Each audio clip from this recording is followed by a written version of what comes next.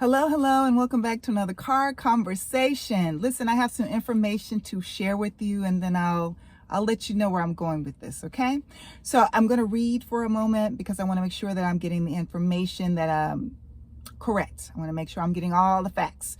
Okay, so 23 states had unemployment rates at or below 3% in the month of May. 13 million jobs, I repeat, have been created under the Biden-Harris administration. 800,000 of those jobs are specifically manufacturing jobs. 800,000 jobs, manufacturing jobs, have been created under the Biden-Harris administration. So translation, a lot of those jobs do not require a degree. Okay, so everybody's benefiting from the whole job situation, right? 12 million new small business applications have been received under the Biden-Harris administration. That means that 12 million people, 12 million individuals or entities believe that this economy is stable enough for them to open a small business, okay? And also, that means more jobs. The CHIPS and Science Act was passed. More jobs. Accountable policing and public safety order was signed, executive order was signed, which includes it bans chokeholds.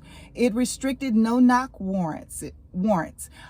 Also the duty to intervene to stop another officer from using excessive force. All that is included in the executive order that Biden signed in regards to policing. Now, we still need the George Floyd Policing Act to even just make the floor in the Senate. Tim Scott, who is running for president, is blocking that right now.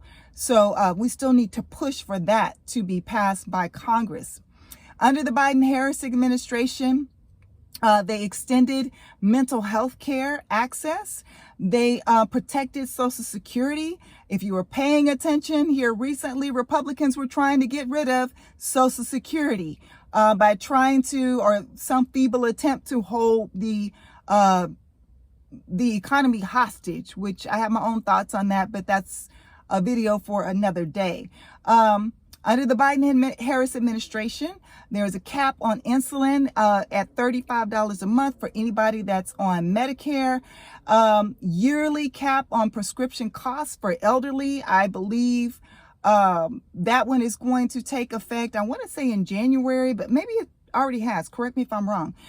Free vaccinations. Hey, I don't know about you, but I didn't have to schedule a doctor's appointment. I just walked into my local drugstore and received my vaccines for COVID.